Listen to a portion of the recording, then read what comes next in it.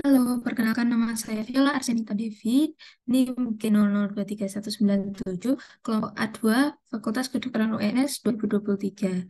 Nah, pada video ini saya akan menjelaskan sedikit tentang anatomi sistem pencernaan. Nah, kita membahas tentang abdomen. Jadi, apa itu abdomen itu? Jadi, abdomen itu regio yang di sini bisa dilihat dari gambar, regio perut, dan batas-batasnya ini bisa dilihat di sini. Untuk superiornya diafragma, inferiornya apertura pelvis superior. Nah, untuk anterior, posterior, dan lateralnya bisa dilihat sendiri ya. Kemudian, regio abdomen itu bisa dibedakan menjadi 4 kuadran ataupun 9 kuadran. Nah, kalau 4 kuadran itu dibagi oleh bidang medianus dan transumbilicalis. Kalau yang 9 kuadran itu dibagi oleh medioclavicularis dextra et sinistra, terus subcostalis, dan intertubercularis. Oke, terus jenis abdomen ini ada bagian, kita lihat dari bagian antara lateral, anterolateral atau depan dan samping dan posterior. Nah, bedanya itu di mana? Sebenarnya bedanya hanya sedikit ya, cuma di adanya fascia profunda dan fascia transversalis atau tidak. Jadi kalau anterolateral itu isinya ada kulit, fascia superficialis, fascia profunda, musculi et aponeurosis, fascia transversalis, fascia extraperitonealis, peritoneum parietal. Kalau yang posterior itu sama, cuma nggak ada yang tadi fascia profunda dan fascia transversalis. Oke, ini untuk dindingnya ya. Jadi ini tadi kulit, terus ini fascia superficialis, terus ini yang musculi et aponeurosis, kemudian ini ada eh, fascia transversalis, terus ini ada eh, peritoneum parietal. Nah, jadi yang pertama kan tadi ada fascia superficialis. Jadi fascia superficialis itu dibagi menjadi dua. Ada yang fascia kamper atau dia sebenarnya bisa dilihat di yang tadi juga. Ada yang kamper itu yang dia isinya itu lemak. Jadi jaringan suputan. Kalau yang satu lagi itu fascia scarpa, dia itu eh, layernya membranous.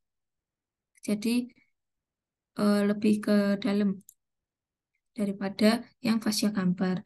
Nah, kemudian ini fascia superficialis ini dibagi apa ya? Jadi ada namanya garis arcuate. Arcuate line itu di sini sekitar umbilikal. Nah, itu jadi kalau yang di bawah arcuate line itu dia itu terlihat gitu bedanya yang tadi fascia kamper dan fascia scarpa.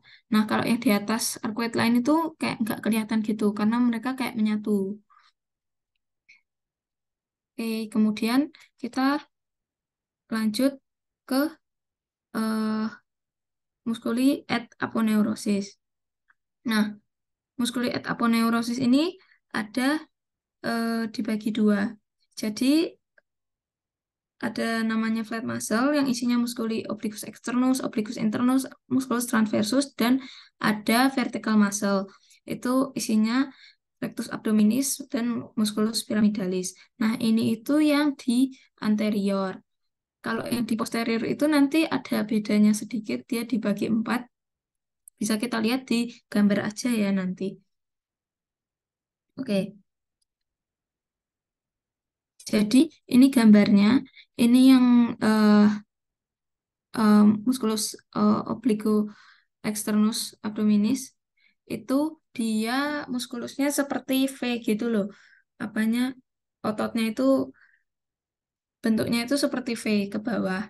Nah, kalau yang internal itu dia seperti A ke atas gini. Kemudian untuk musculus transversus itu bisa dilihat di sini ya. Dia lebih horizontal gitu. Kemudian eh, ada yang namanya vagina musculi recti. Dia itu membungkus yang tadi vertical muscle. Jadi dia membungkus rectus abdominis dan pyramidalis. Nah, vagina musculi recti ini tersusunnya dari apa sih? Dia itu dari aponeurosis eh, musculus yang flat muscle tadi. Nah, kalau yang di anterior itu di anterior yang di atas arcuate line yang tadi itu dia tersusun dari aponeurosis yang musculus oblique externus dan oblique internus. Nah, kalau yang di bawah arcuate line itu dari aponeurosis oblique internus sama yang transversus abdominis. Kalau yang di belakang, yang di posterior, itu dia dari aponeurosis tiga-tiganya, oblique internus, externus, dan juga transversus. Nah, kemudian kita ke yang vertical muscle-nya, ada yang rectus abdominis, ini adalah yang biasanya kalau orang mau six pack itu disusun oleh musculus rectus abdominis. Bisa dilihat ya di sini gambarnya ada kotak-kotak juga. Terus ada musculus pyramidalis. Nah, pyramidalis ini gak semua orang punya, benar-benar hanya sekitar 20% populasi manusia yang punya, dan itu benar-benar kecil di sini. Oke, nah ini untuk yang di posterior. Jadi di posterior itu ada latissimus dorsi, ada serratus posterior, dan musculus-musculus lainnya yang bisa dilihat juga di sini. Ini untuk yang muskulinya ini origo, insersio, terus ada nervusnya sama yang fungsinya buat masing-masing muskulus yang tadi. Kemudian kita ke fascia transversalis. Nah, ini untuk gambarnya ini sebenarnya gambar seluruh lapisan dinding abdomen ya, ada kulit, ada aponeurosis, ada musculus. Nah, jadi untuk fascia transversalisnya itu ada di sini. Dia di bawahnya, tentu saja di bawahnya musculi et aponeurosis. Kemudian fascia extraperitonealis. Jadi fascia extraperitonealis itu ada dibagi dua gitu. Nah, kalau yang menghadap dinding anterior abdomen itu dia disebutnya preperitoneal. Kalau yang menghadap dinding posterior abdomen itu dia disebutnya retroperitoneal. Gitu. Kemudian yang terakhir itu ada peritoneum parietal. Jadi peritoneum itu kan dia kayak pembungkus gitu ya. Nah, peritoneum itu, peritoneum parietal itu yang di sini. Jadi dia itu membungkus apa ya, abdomen, seluruh dinding abdomen gitu. Mungkin bisa dilihat di sini ya. Ini kayak peritoneum parietal. Terus nih kalau ini jadi di bawahnya semua itu ada parietal peritoneum itu membungkus kavitas abdomen. Nah, oke. Nah, kita lanjut ke peritoneum. Kita membahas peritoneumnya sendiri ya. Jadi peritoneum itu apa sih? Peritoneum itu suatu membrana serosa tipis yang mengelapisi dinding kavitas abdominalis dan melingkupi sebagian besar viscera atau organ. Nah, peritoneum itu dibagi jadi dua. Ada yang namanya visceral peritoneum. Bukan. Visceral itu dibagi menjadi, benar, mohon maaf. Jadi peritoneum itu dibagi dua, ada parietal peritoneum dan visceral peritoneum. Nah, peritoneum yang parietal itu dia membungkus seluruh dinding abdomen. Kalau yang peritoneum visceral itu dia membungkus organ-organ dalamnya gitu. Nah, visceranya itu dibagi dua lagi. Jadi, visceranya itu ada yang intraperitoneal dan retroperitoneal. Nah, kalau retroperitoneal itu yang kayak apa sih? Yang retroperitoneal itu yang dia organnya itu cuma dilingkupi oleh peritonealnya itu di atasnya aja. Jadi kalau di sini ini yang warna ungu gitu loh. Kan di bawahnya ini dia nggak kena peritoneumnya kan. Terus kalau yang intraperitoneal ini dibungkus semuanya. Kayak yang di warna hijau ini dia membungkus seluruh organnya. Bisa dilihat ini yang parietal peritoneum, yang ini yang visceral peritoneum, yang membungkus organ-organ. Nah, terus organ-organ yang kita membedakan gimana sih organ kita tahu retroperitoneal dan intraperitoneal. Nah, kalau yang gampangnya itu kita lihat yang retroperitoneal. Bisa kita ingat dengan set Parker, yaitu ada ini suprarenal gland, aorta, duodenum, terus pankreas, ureter, kolon ascendant, descendant, kidney atau ginjal, esofagus, dan rektum. Ini bisa dilihat ada pengecualiannya, yang superior di duodenum itu gak masuk retroperitoneal, terus yang kauda di pankreas itu masuknya juga intraperitoneal.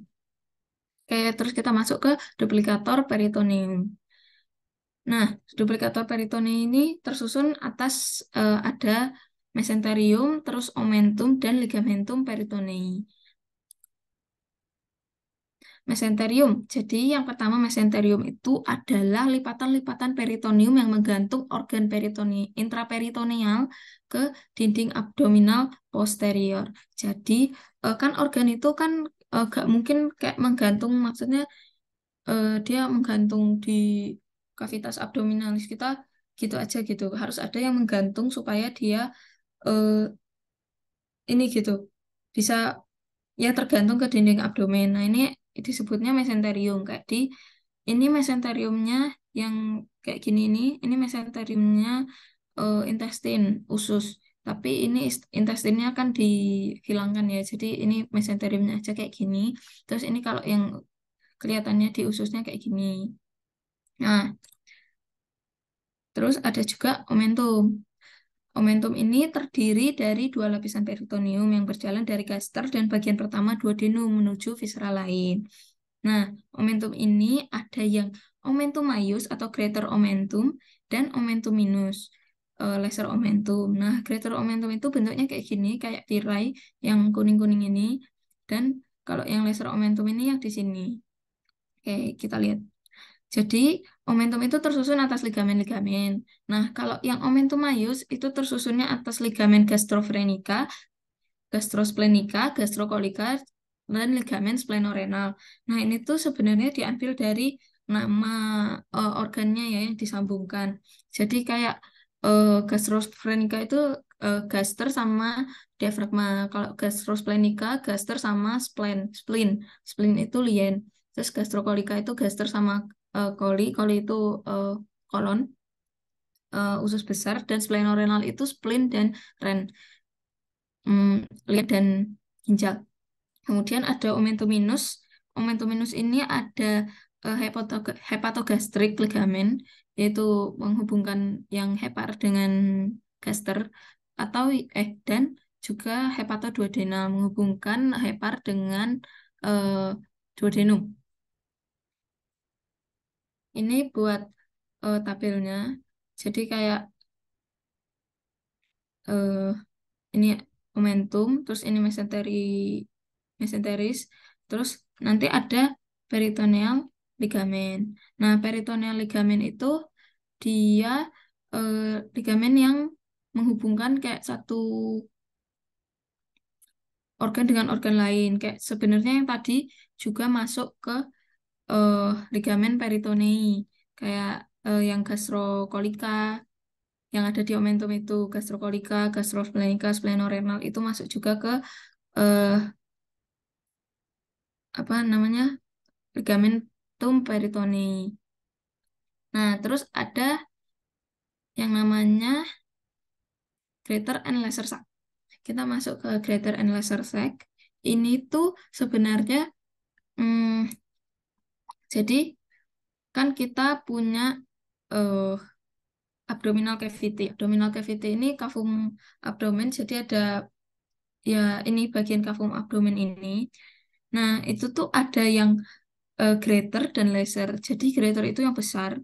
Bisa dilihat ini greater sac ini yang besar.